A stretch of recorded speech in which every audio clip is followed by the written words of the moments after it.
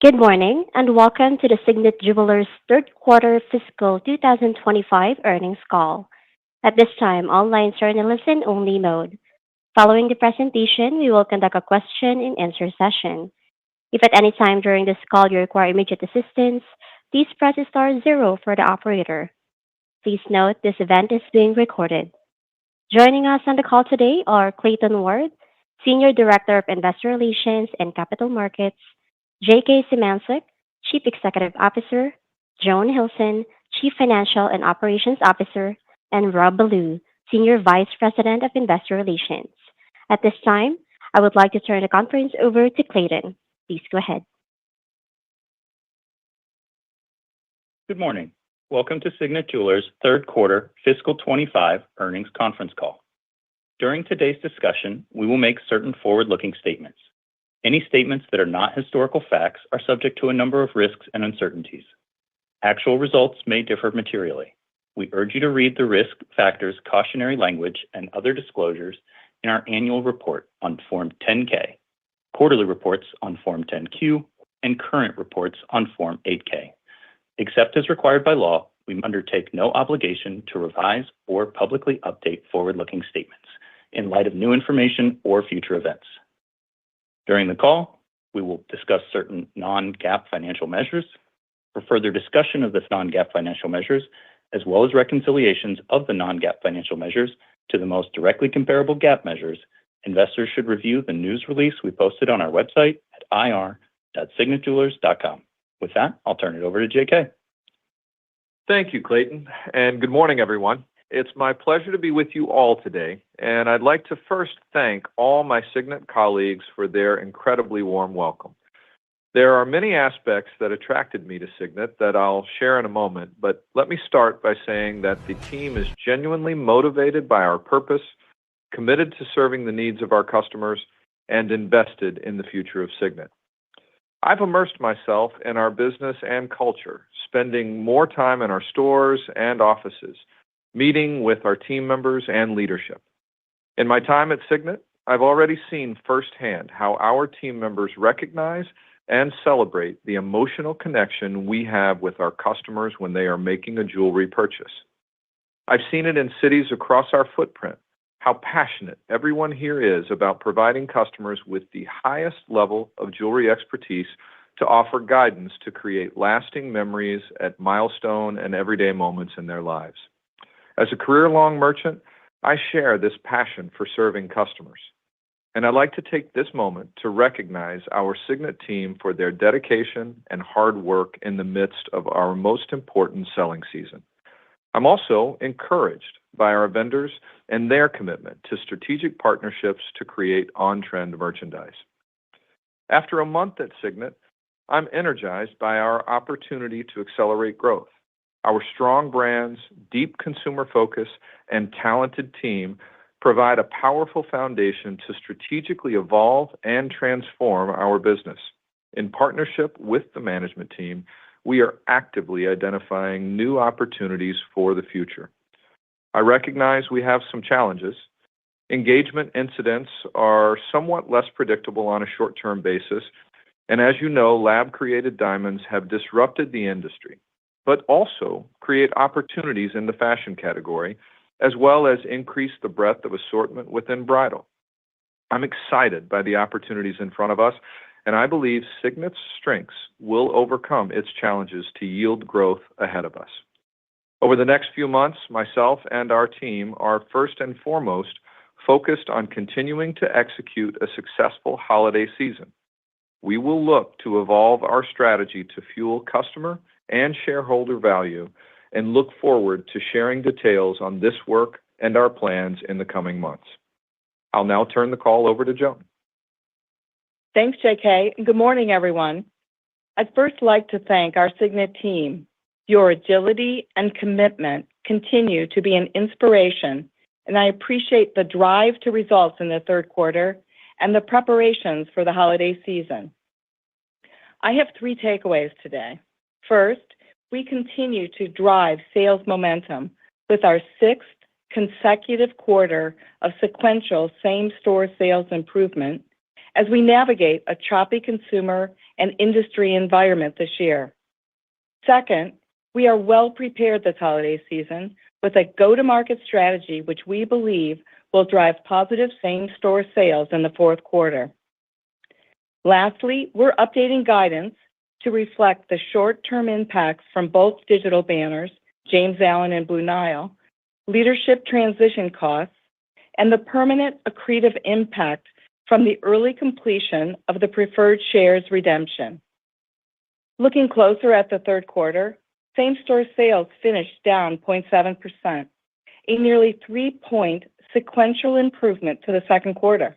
In fact, when excluding the impact of our digital banners and hurricanes, we delivered same-store sales growth of 1 point. Fashion sales were positive as we continue to see strong sell-through of new merchandise, partially offsetting the decline in engagement performance in our digital banners.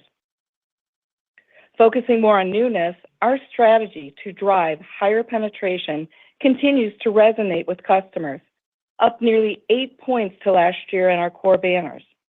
The higher penetration of new merchandise is key to Signet's strategy around average transaction value, or ATV, and merchandise margin. For example, North America fashion ATV was up mid-single digits in the third quarter, driven by a more than 30% growth in lab-created diamond fashion sales.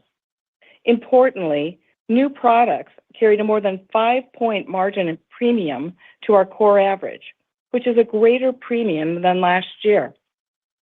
Turning to bridal, we finished the quarter with total North America engagement units down 2% due to performance in our digital banners. Excluding the digital banners, units were up nearly 4 points in the third quarter, a 7-point sequential improvement to last quarter. Turning to ATV, overall North America bridal ATV was down mid-single digits in the quarter due to competitive price pressure in loose stones. We continue to believe engagement units will recover over the next few years.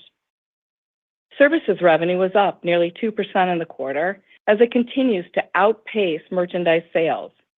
Extended service agreements, or ESAs, attachment rates grew 170 basis points to last year, driven by continued traction in post-repair ESA and fashion merchandise.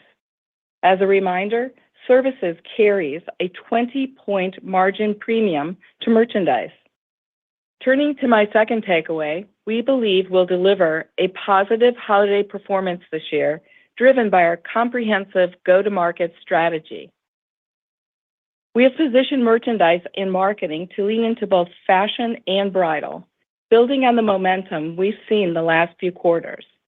We've increased inventory penetration of newness to over 30% in core banners, up more than 10 points to drive holiday selling.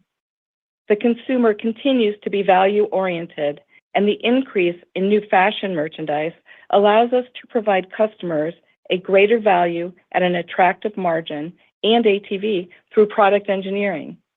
This work extends to bridal as well. December typically has twice the number of engagements as any other month, and we believe December engagement units will be positive.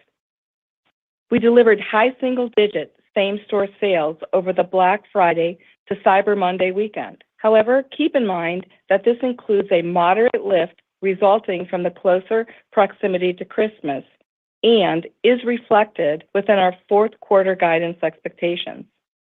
As a reminder, our holiday sales are weighted to the 2 weeks before Christmas.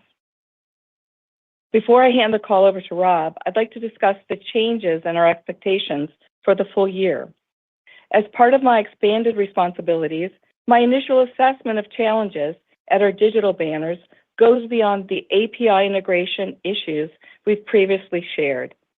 The delayed completion of replatforming work and aided search upgrades that began earlier in the year significantly impacted traffic and search placement upon the completion of that work in the back half of the quarter. While our fourth quarter expectations are lower for the digital banners than a few months ago due to these additional challenges, we've already seen some improvement in the fourth quarter compared to October's performance.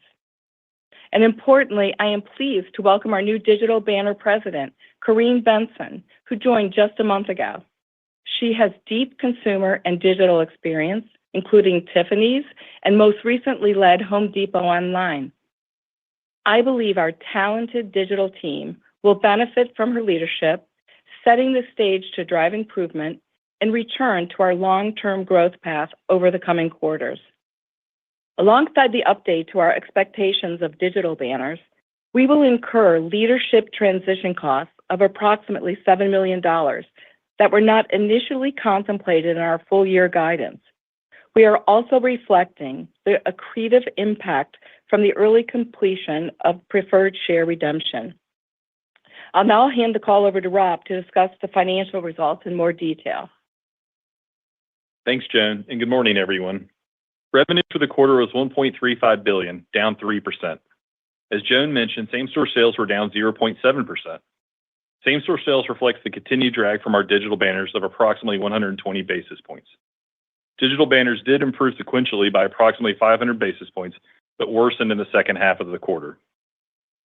We delivered adjusted gross margin of $486 million, or 36% of sales this quarter, flat to last year. Merchandise margin was also flat in the third quarter as we cycled a 250 basis point growth in the prior year. Turning to SG&A, adjusted expense was down $8 million to $469 million for the quarter. SG&A deleveraged by 50 basis points to 35% of sales, due primarily to somewhat higher marketing expense that we referenced last quarter to pull some marketing spend ahead of the election, as well as approximately $2 million of leadership transition costs. Adjusted operating income was $16.2 million for the quarter, or 1.2% of sales. Adjusted EPS for the quarter was 24 cents and in line with last year.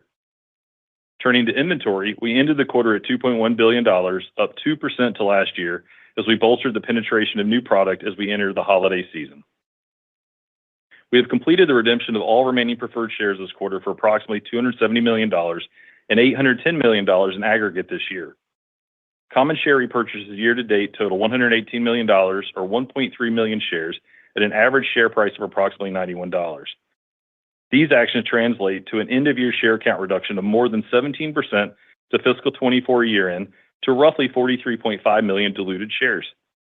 We continue to see capital returns to shareholders as an important part of our capital allocation strategy moving forward.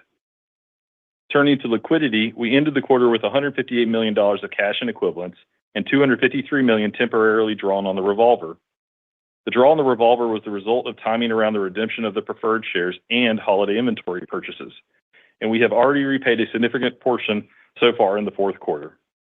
With that, I'll hand the call back to Joan to discuss our guidance for the fourth quarter and the fiscal year.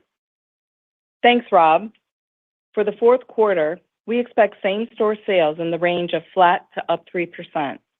This includes an approximate 1-point drag from our digital banners. We expect engagement units to be up low to mid-single digits and fashion sales to be up modestly. We expect adjusted operating income between $397 to $427 million on a higher operating margin rate to last year. Gross margin rate is expected to expand in the quarter, with SG&A rate up slightly. We believe our guidance provides for flexibility in a competitive environment. This results in an update to our full-year guidance range, with same-store sales down in the range of 2 to 3%. We expect adjusted operating income between $540 and $570 million, and adjusted EPS between $9.62 and $10.08. So in closing, before we go to questions, I'd like to remind you of the 3 takeaways I'm leaving you with today. 1, we delivered the quarter within our expectations. 2, we're on track for positive holiday sales. And finally, our updated guidance reflects short-term impacts from both digital banners and leadership transition costs, and the permanent accretive impact from the early completion of preferred shares redemption. Operator, let's now go to questions. Thank you. We will now begin the question and answer session. To ask a question, you may press star followed by the number 1 on your telephone keypad. If you're using a speakerphone, please pick up your handset before pressing any keys. To withdraw your question, please press star followed by the number 2. One moment, please, for your first question. And your first question comes from the line of Ike Boruchow with Wells Fargo. Please go ahead. Hey, good morning, everyone. Good to talk to you, JK. I guess two questions from me on the new guide. Just making sure I understand. So the new comp guide, flat to 3, but there's 100 basis points of the digital. Did the core business, meaning ex-digital, did your expectation on that business also come down? It looks like it did, but it also kind of sounds like you're more calling it the digital banners as the driver of it. So just trying to understand core versus the digital component. And then just a follow-up question on the guide. It looks like you're still guiding some nice margin expansion despite the lower comp. And I guess I'm trying to understand where that margin expansion has come from. Is that gross margin? Is that some expense initiatives you're flexing? So just kind of curious the puts and takes. Great. Thanks for the questions, Ike. So with respect to our core banner performance, we're pleased with the core banner performance in the third quarter. We were, and collectively, we were up. I would say from a guidance perspective, on the lower end, we're giving a little bit of a slight drop for the core banners within that guide for the fourth quarter. But overall, pleased with how the core banners are generally performing. The digital banners are really the impact that we're seeing in our business. We noted in the third quarter it was 120 basis points impact to the comp. We did have a little bit of a drop related to the hurricanes, but overall, as we look forward, we think some of that will mitigate, but we still expect that 1 point drop related to digital. Gross margin, merchandise margin is really what's driving the gross margin expansion with some improvement related to the comp performance side. But we're very pleased with how our fashion is performing. I shared that there was a meaningful expansion in merch margin rate related to the new product. And so that mix being driven up by our new product assortment is really what's driving the expansion in the fourth quarter related to gross margin. Can you quantify what you expect gross margin to be for 4Q, and then just kind of comment on the promo environment, and then I'll pass it along?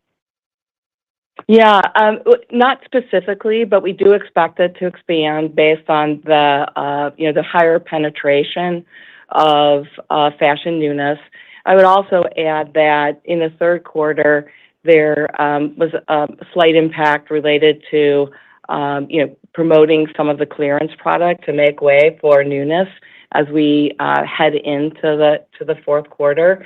We believe that we are competitively positioned from a pricing perspective and have really assessed our fourth quarter and believe we've provided for flexibility within our current view of gross margin. Thanks so much. Your next question comes from the line of Lorraine Hutchinson with Bank of America. Please go ahead. Hi, this is Melanie. I'm for Lorraine. Thanks for taking our question. I just wanted to ask about the digital integration issues. If you can just expand upon those a bit more. It seems like you identified a few more, things going on in that side of the business. So, if you can just explain why these are still going on, what else needs to be done. Thank you.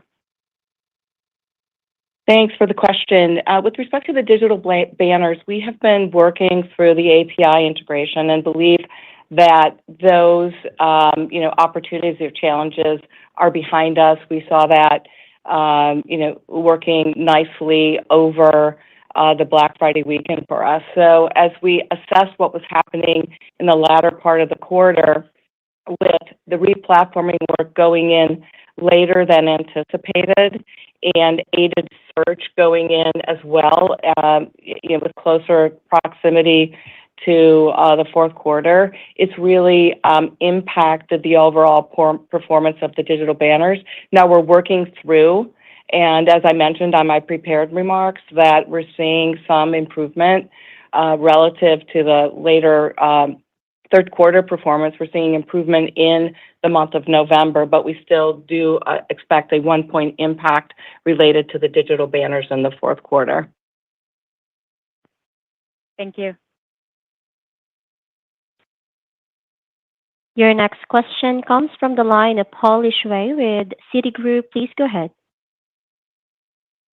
Hey, couple questions. Can you talk about what you're seeing on the cost side for both natural and lab, and how are retail prices changing relative to what you're seeing on the cost side?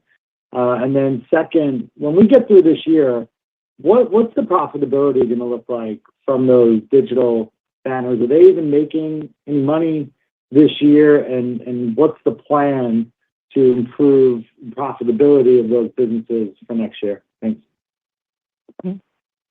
Thanks, Paul. So first question related to cost. We see costs particularly within lab-grown diamonds, coming down faster than the retail is coming down. So the way that we've bridged that in our strategy, as you know, is we are providing design, branded product within bridal, and with the introduction of more fashion with ATV, we see that carrying 2 times higher ATV than product without lab-grown diamonds in it. So we're managing the retails with the implement or the infusion of new product within our assortment, and we're very pleased with how that's performing. We're seeing our within our bridal and engagement, we see some decline in, overall, ATV, as we mentioned on the call, but we're, again, balancing our assortment within our sweet spot of price points. So feeling very good about how engagement recovery is, continuing to happen, albeit slower.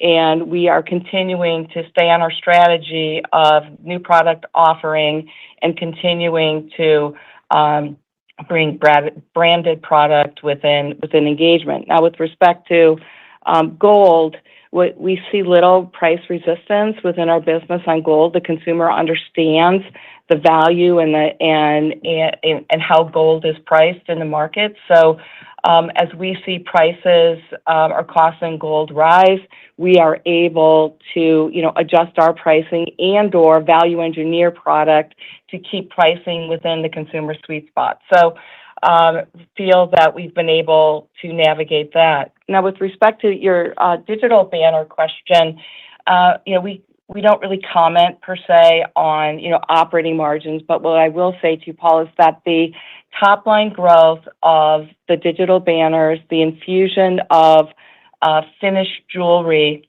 within Blue Nile and James Allen is very important to the merchandise margin expansion for those banners. And we are seeing that come in for this fourth quarter and in some magnitude for the first time.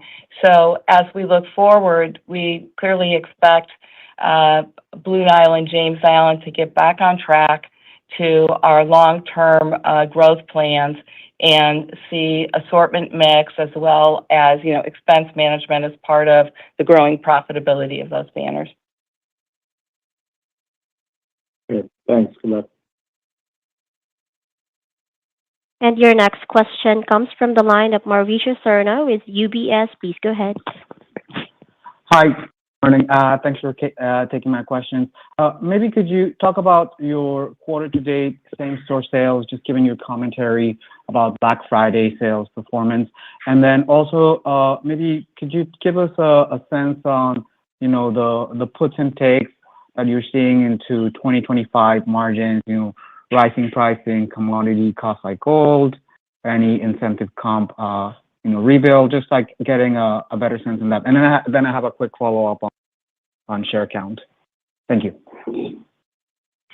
Okay, so as I mentioned, Mauricio, we had a high single-digit same-store sales performance over the Black Friday weekend through Cyber Monday. Just as a reminder, there's a modest impact there for proximity to Christmas. The overall performance of the quarter to date is reflected within our Q4 guidance, so it's considered within our guidance range. So, and I also mentioned within my prepared remarks that the 2 weeks prior to Christmas are very important to our business and our obviously our highest selling period. So we have a good portion of the quarter to go. And so all of that's reflected within our guidance. Then with respect to 25, we'll be back to you on the fourth quarter earnings call with our view of fiscal 26, I think you're asking about. But we'll be back to you on that. Clearly we are evaluating our operating plan, working with JK as he's come on board, and with the management team. And we have a lot of work ahead of us to, as JK mentioned, we're actively identifying opportunities for our future, and we'll be happy to share those at that time. Got it. And I guess to make sure I understood, does that mean that your quarter to date is within flat to up 3%? And then the follow-up I had on the share count, just trying to understand, how are you getting to the 46.2 share count for the entire year, just doing the numbers on what you already did, and even not assuming any more buybacks, I'm getting to a 45.5, which just trying to understand anything there to consider on the calculations for the diluted share count for the full year. Hey, Mauricio, thank you for the question. This is Rob. In terms of quarter to date, as Joan said, we're not providing exactly the number, but there is the holiday shift a little bit closer to Christmas, and we feel very confident in our ability to deliver a positive comp for the quarter, which is provided in our quarterly guidance and certainly reflected in a strong Black Friday weekend. In terms of the diluted share count, as I think everyone knows, it's a fairly complicated calculation with the preferred shares this year, but due to the fact that we had some of the year calculated before we repurchased some of the preferred shares in April and then amended the settlement agreement. And so the share count was about 48 million in the first half of the year on a diluted basis, on an adjusted EPS basis.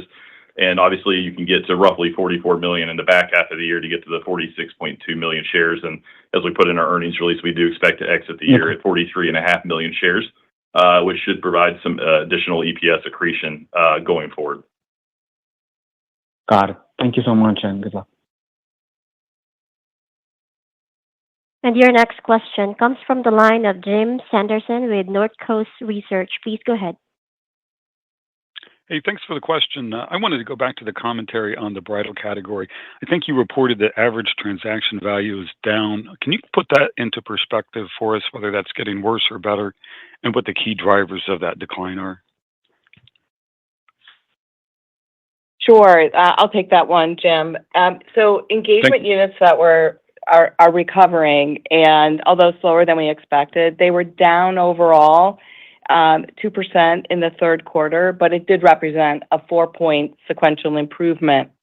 If you look at the business, excluding the digital banners in the third quarter, our North America engagement units were up nearly 4% in Q3.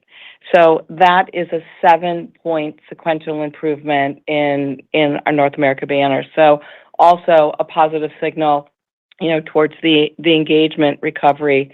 And so as we look forward, as I mentioned, we expect that bridal or engagement units in the fourth quarter will continue to be positive, albeit, with the digital banners impact, it will have some impact on that number, but we've reflected that, as we've mentioned earlier, in our guidance.